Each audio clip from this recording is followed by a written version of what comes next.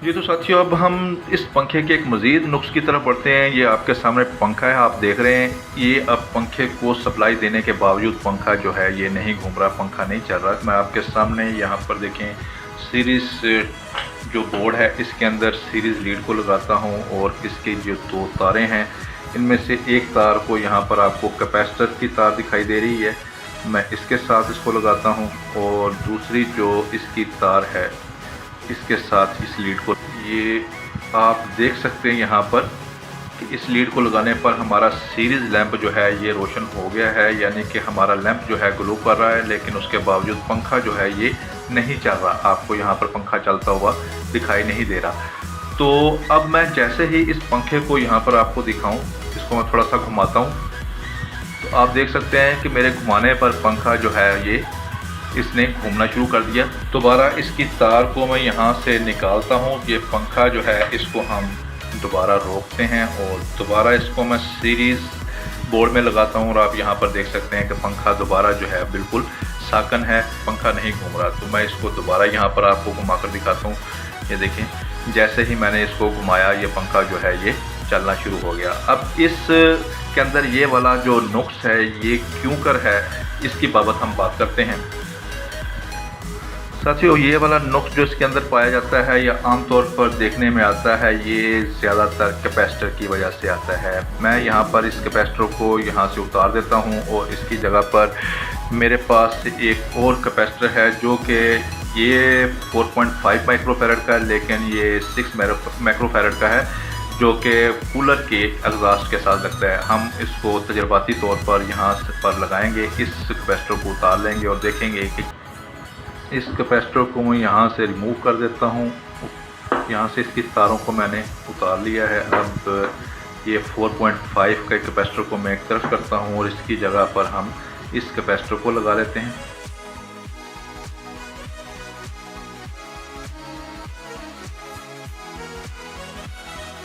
तो साथियों, यहाँ पर आप देख सकते हैं कि मैंने कैपेसिटर जो है वो तब्दील कर दिया है और यहाँ पर 6 माइक्रोफैरड का जो कैपेसिटर है उसको यहाँ पर लगा दिया है।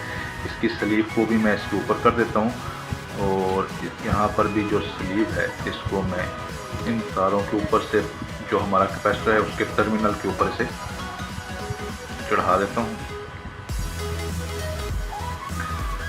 और अब यहाँ पर आप देख सकते हैं एक तार जो है मैंने सीरीज़ लीड की कैपेसिटर के साथ और दूसरी जो है इसकी कॉमन जो तार है उसके साथ मैंने लगा दी। और यहाँ पर अब हम सीरीज़ बोर्ड में प्लग को लगाते हैं। तो आप यहाँ पर देख सकते हैं कि अब मेरे यहाँ पर धक्का लगाने की ज़रूरत पेश नहीं आई। आपको लैंप भी कुछ ग्लो करता हुआ मध्यम सा दिखाई दे रहा है और ये जो पंखा है ये भी गर्दिश करता हुआ दिखाई दे रहा है। मैं दोबारा इसको यहाँ से उतार लेता हूँ और डायरेक्ट सप्लाई जो है वो यहाँ पर इसको हम दे के देखते हैं पॉकेट में और यहाँ पर बटन को पुश करता हूँ। तो आप देख सकते हैं अब मेरे यहाँ पर इसको घुमाने की ज़रूरत जो है वो पेश नहीं आई, बल्कि इसने खुद ही घूमना शुरू कर दिया है।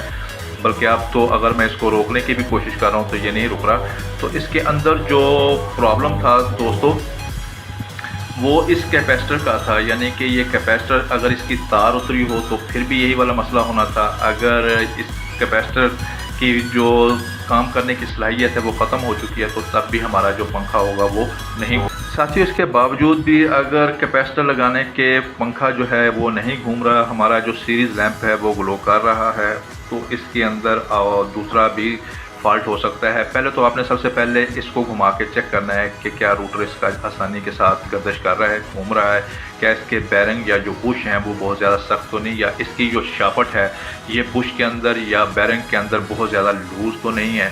अगर ये लूज़ है तो फिर आपको खराद वाले के पास ले जाकर इसको टूल लगवा कर इसका साइज़ करवाना पड़ेगा बुश का या बैरिंग का। लेकिन उसके बावजूद ये अगर ठीक है तो उसके बावजूद भी अगर नहीं घूम रहा और हमारा लैंप जो है ग्लो कर रहा है तो फिर इसके अंदर जो वाइंडिंग के अंदर स्टार्टिंग और रनिंग जो वाइंडिंग है उनकी तारें कहीं ना कहीं आपस में मिल गई होंगी, यानी स्टार्टिंग और रनिंग जो है आपस में मिल जाने की वजह से वाइंडिंग जो है ये क्रॉस हो चुकी है, लिहाजा तब भी हमारा पंखा जो होगा वो नहीं घूमेगा। ये बात मैंने पहले भी आपको बताई थी, फिर बताता चलूँ कि पंखा म्यूचुअल इंडक्शन असूल के मुताबिक काम करता है।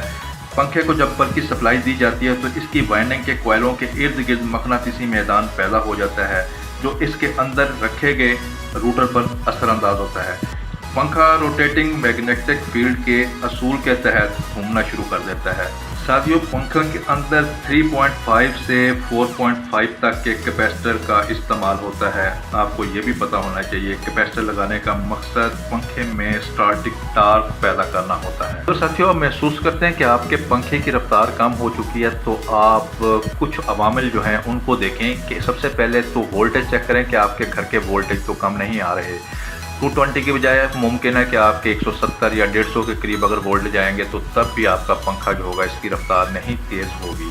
कैपेसिटर जो है, कैपेसिटर अगर ख़राब हो चुका है तो तब भी आपका जो पंखा होगा ये स्पीड इसकी ज़्यादा नहीं होगी, रफ्तार इसकी कम होगी। पंखे के कैपेसिटर को तब्दील कर दें। अगर 3.5 का कैपेसिटर लगा हुआ है तो आप तकरीबन वहाँ पर 4.5 का कैपेसिटर लगा दें। उसकी वजह ये होती है कि वक्त के साथ साथ कोर के अंदर नमी और हवा के असरात की वजह से इसकी जो कोर होती है जंग आलूद हो जाती है और इसकी वाइंडिंग की जो तार होती है वो भी हीट हो जाती है। कैपेसिटर जो होता है वो भी कमज़ोर हो जाता है। इन तमाम अवामल की वजह से पंखे की रफ्तार कम हो जाती है। तो लिहाजा जहाँ पर 3.5 का कैपेसिटर लगा है वहाँ पर अब आपने 4.5 का कैपेसिटर लगा देना है तो इसके RPM जो होंगे वो बढ़ जाएंगे। तो साथियों, आज की वीडियो को हम यहाँ तक ही महदूद रखते हैं। काम सीखिए, काम सिखाइए, अमली तौर पर ख़ुद भी कीजिए, लेकिन हिफाजती पहलू को मद्देनज़र रखते हुए। इजाज़त दीजिए। अल्लाह हाफ़िज़।